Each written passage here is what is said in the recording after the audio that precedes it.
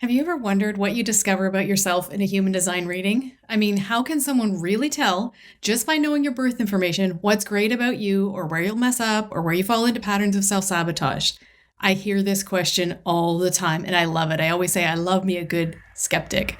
Listen in today and see what you think. Welcome to Unjaded. I'm your host, Vicki Dixon. This is a podcast with a human design spin on building the life, the relationships, and the business that you were made for. Let's dive in. Today we are looking at the human design chart of someone who I will call Brooke. Her name has been changed. Her chart is in the show notes. So if you would like to take a look at her chart, you'll be able to see what I'm talking about there. What I would encourage you to do is have your own human design chart handy so that you can refer to it and see how you compare to Brooke. You're going to have maybe some similar parts of your design to her design that you can kind of get a feel for. So Brooke is an entrepreneur who works a full-time job. She has a busy side hustle, and she's raising a young family. She's recently celebrated her 50th birthday, and she's passionate about all of these things and the legacy that she'll leave behind. As we get to midlife and beyond, I find that this is something that plays out certainly in my own life, but also for my clients. We are really concerned about the impact that we're having, and we would love to have a beautiful life to support that, right? We don't want to give up our life for our business anymore. We want to have it all really flow beautifully and have this big, beautiful life with this big, beautiful impact. And that is the place that Brooke is in right now with having turned 50.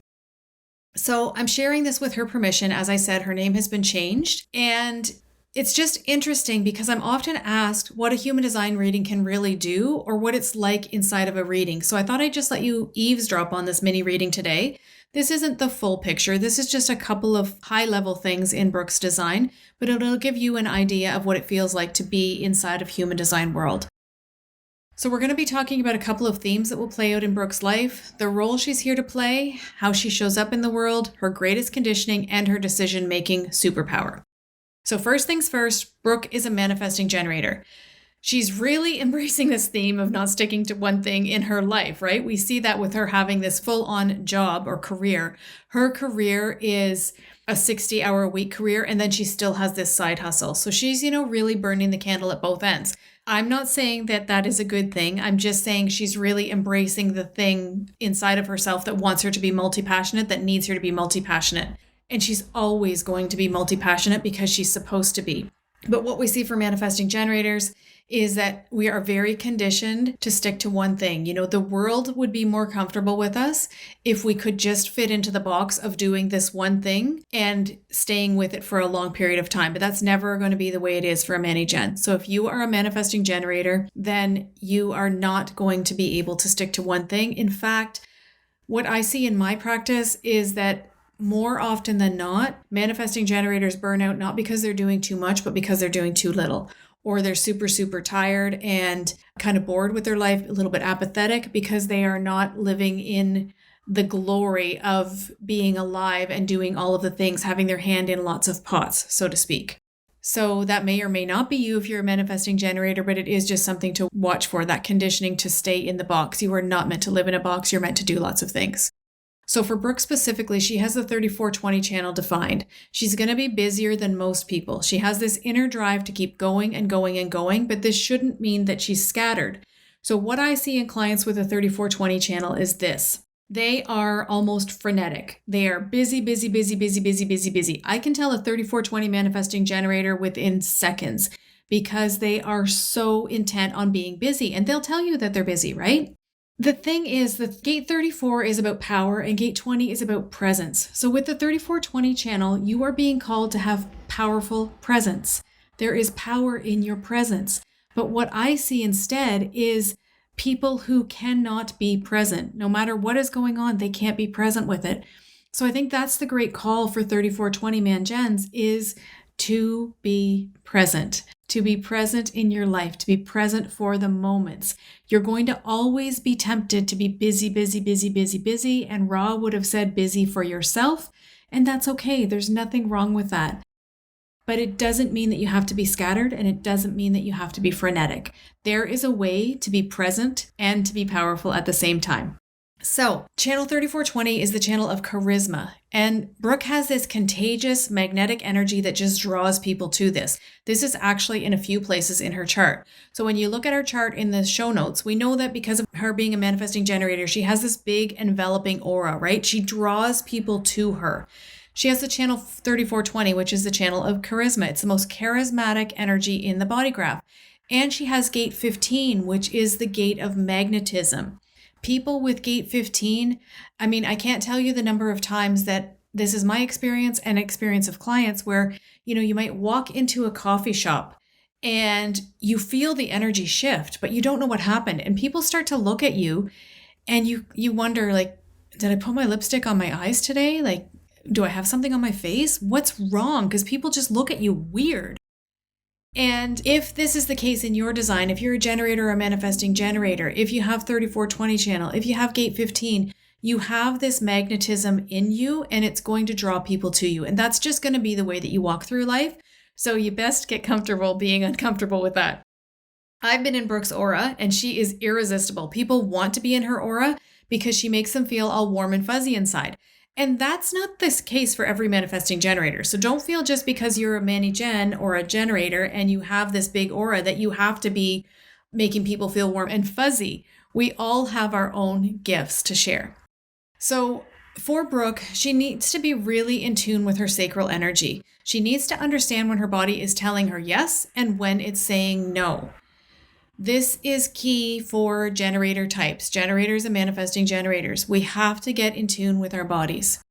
We were not raised to be in tune with our bodies for the most part. We were instead conditioned to believe that maybe we should second guess our intuition. Could that really be right? Are you sure you want to do that? The sacral has a sound. Remember that the sacral center is a motor and it speaks uh-huh or uh-uh. The opportunity here is to answer from your body, but oftentimes we get into our heads instead, and the head is no place to live, right? We know that that creates a lot of anxiousness. It creates a lot of second guessing ourselves. It creates a lot of, doing the pros and the cons and all of these things, and we never really know how we feel about it. That's not the way it's supposed to be for a manifesting generator or for a generator. The body leads, the sacral center leads. It is your compass. So for Brooke, when she's making a decision, she's going to get this sacral, I call it a sacral hit. She's going to get this sacral hit where she knows that, yeah, that's the thing for me. And then she needs to wait. This is where we come into her decision-making superpower. So look at your own chart. And if you have the triangle on the bottom right-hand side of your design chart colored in, that's your emotional solar plexus. If that is colored in, and most charts it will be beige, but it could be a different color on yours. If it's colored in, not white, then it's defined. And if that center is colored in, then you are what we call an emotional authority. This is your decision-making superpower. What does this mean? It means that you need to wait to make decisions. And the waiting can be uncomfortable, right? Because we live in a society that really values decisions being made in the moment. And your sacral center is going to want to make that decision in the moment because it already has decided. Your sacral center has decided that this is the thing to do. But you want to wait out your emotional authority. The thing for emotional authorities is there's no truth in the now. There's no truth in the now. There's only clarity over time. Sometimes a lot more time than you would like it to take to get clarity. I'm going to give you an example from my own life, okay, what this could look like. For me, I know that I have bought courses. Oh my gosh, the courses that I have bought. I have the 4816 channel as well. If you have that, it can be painful sometimes because it makes you want to learn and get all the certifications. So I bought an EFT tapping course without waiting through my emotional authority. Why did I do that? Because I was in a coaching container with a coach who was the most badass EFT practitioner that I have ever experienced. And the kind of tapping that she did moved me forward through some pretty old, pretty yucky traumas very, very quickly. And I wanted to be able to bring that to my clients. So I asked her, she had an affiliate link. I asked her for this affiliate link and I bought the course within like an hour of our last call. I didn't wait out my emotional authority on that. Right now I'm staring at, remember mani-gen, I'm staring at about 35 tabs open on my computer. And that EFT tapping course is one of them. And I have tried to start that EFT tapping course at least 6 times. And I just can't get into it. It's not my thing. It may be my thing down the road. I sure hope it is because it was an expensive course. It's a certification course, so it was a pretty expensive course. But that was an example of me just doing something in the moment and not waiting out my emotional authority. So what this might look like for Brooke, say someone reaches out to her and asks her to facilitate a workshop in 2024. Immediately her sacral is going to be, well, I'm going to assume her sacral is going to be hyped up and it's going to be like, yes, let's do that. That sounds so juicy. For her to lean into her decision-making superpower, she's going to want to ask the person if she can get back to them in a few days or a few weeks or whatever amount of time it takes her to feel her way through decisions. This is the thing with emotional authority. You are here to feel your way through decisions. You're here to feel your way through life. You're supposed to be feeling. A lot of the clients that I work with who are emotionally defined, and this was certainly the case for me, and I'm still always learning, we were conditioned not to feel. It seems to me that we get it backwards in life, whereas the people with the open emotional solar plexus, they're the ones who have all the big feelings, right? They amplify all of the feelings of the world. And those of us that are defined emotionally, we don't allow ourselves to feel the things. We tend to be the stoics. We're the ones that are like, oh, I can name 4 feelings. I can name 4 emotions when there are, 34,000 or 32,000 of them? So we get it wrong in life. But if you are an emotional authority, you are here to feel your way through life. That is your superpower. So what Brooke needs to do in this case is that she needs to ask for a little bit of time to decide, and she needs to write it out. Now, the gift in your emotional authority is you want to know when you're emotionally high and when you're emotionally low. You want to know when you are at a neutral, and that's when you want to be making a decision. Now, I once had it explained to me that with an emotional authority, it can never be a no. You want to know if it's a high, if it's a low, if it's a neutral. And if you ever get a no about your decision, then it has to be a no. But that's not how it works in my body. So your opportunity, your invitation is to know yourself as an emotional authority and to know your own flow of emotions as an emotional authority. And remember, not everything you're feeling is a wave. I have to remind clients of this all the time. They'll be like, oh my God, I'm waving all the time. That's what we call it in human design, waving. My emotional wave is waving all the time. It's not always a wave. Sometimes you're just supposed to feel an emotion, because if you're an emotional being, you are supposed to be feeling the emotions. So it's allowing yourself to step into that. But what's going to happen with you when you're making a decision with your emotional authority is that there's going to be times where you're, high on the mountain and you're going to think, yes, I want to do this. I need to do this. And then there's going to be other times where you're in the doldrums and you're like, oh my gosh, I just can't even today. That's the worst thing. How am I thinking about that? And then there's going to be other times where you're just neutral. You're just okay with it. And you can just really look at it and see the good and see the bad and see the possibilities and see the pitfalls and then make a really informed decision. But it's informed from your body. It's informed from the way you're feeling about it, not from the way you're thinking about it in your head. Does that make sense? I'm hoping that makes sense with you. That's the one thing about a podcast, right? I can't see your head nodding. I can't see if you're thinking, yes, that really makes sense, or oh my gosh, I'm so confused right now. If you're confused, you can always DM me on Instagram and I will walk you through this in your design. Okay, so back to Brooke's chart. Remember that when you are looking at your human design, it's not always going to be convenient. And that is something that I would definitely work on with Brooke, because there is some resistance around this asking for time. Living your design isn't always going to be convenient, but it's always going to be correct. And it will always lead you to the things that are right for you, I promise. So another thing about Brooke's chart specifically is that she's what we call a split definition in human design. What this means is that one group of defined or colored in centers are connected to each other, but not to another group of defined centers that are connected to each other. About 46% of people are split definitions, and split definitions will learn many of their life lessons through their relationships, which is super, super fun.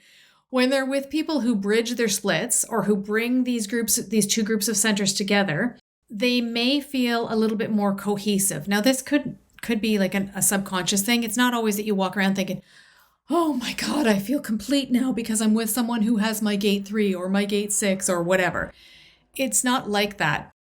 Instead, you just may feel that it's a little bit easier to get things done when you have access to more of this cohesive flow. So if you're a split definition like Brooke is, it can be really beneficial to work in a co-working space.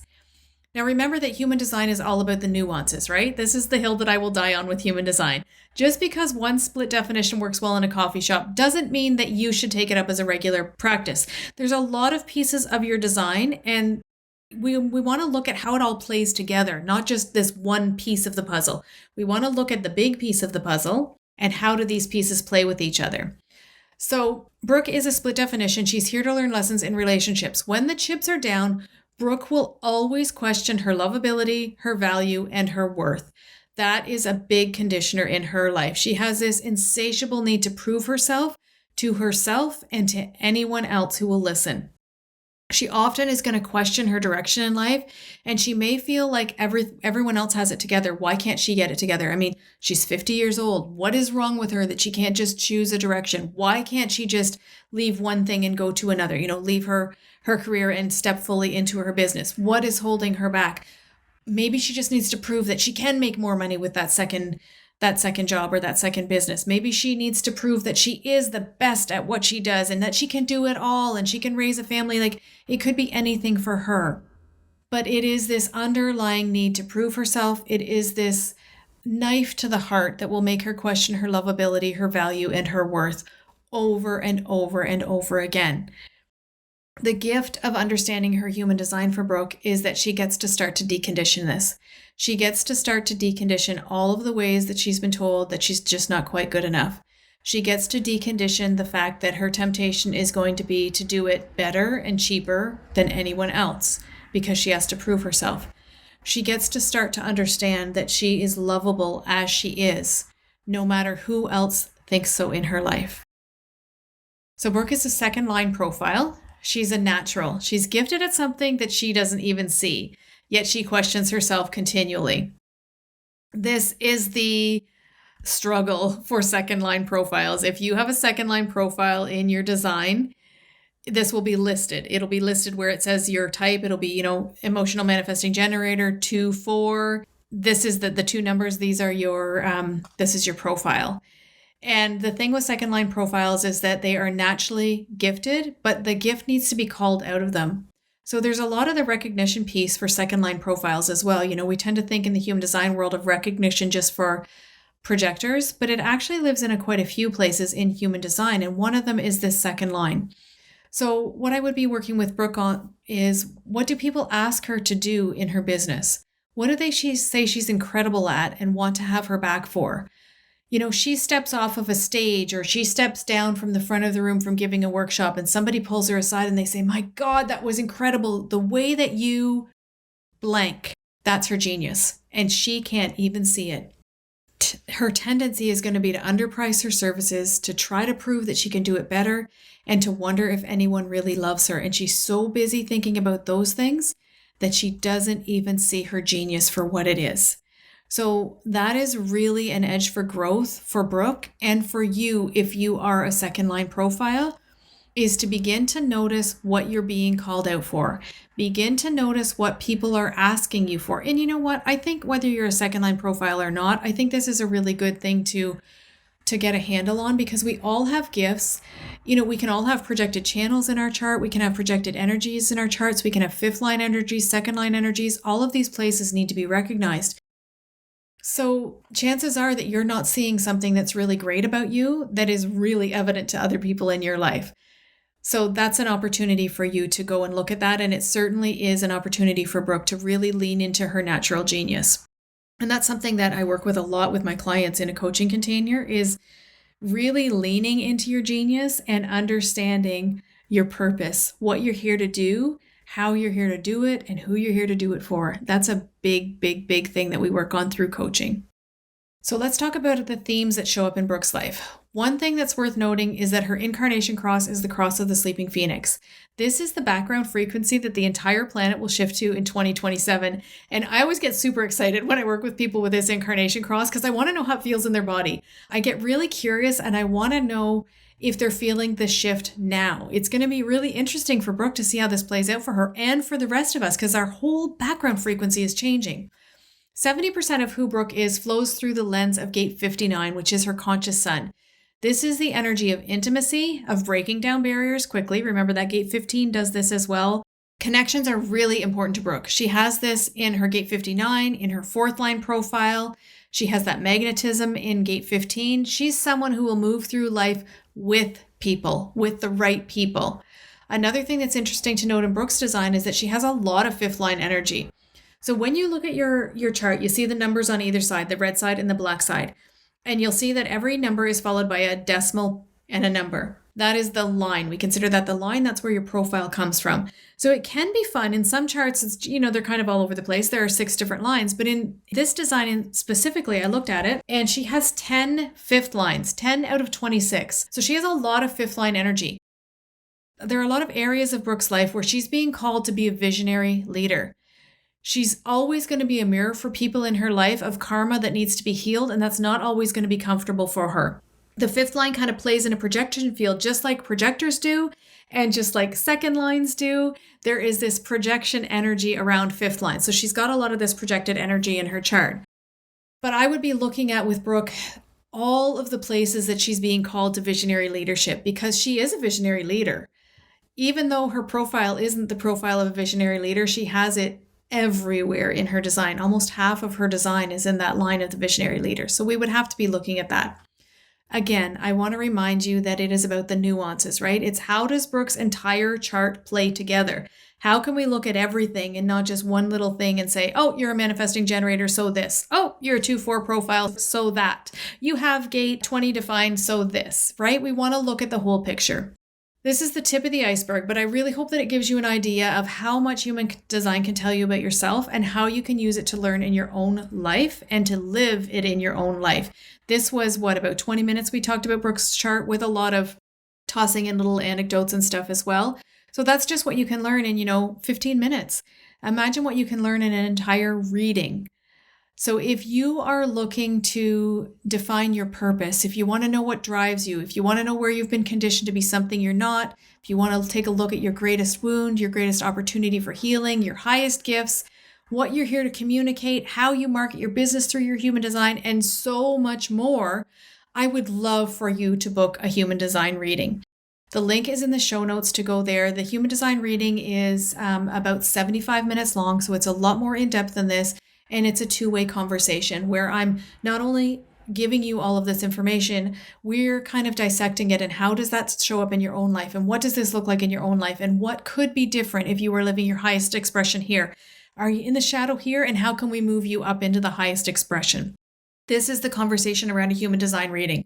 So the link is in the show notes. You're going to go there. You're going to click on the little hamburger menu on my website and scroll down to personal readings, and it will take you right there to book your own.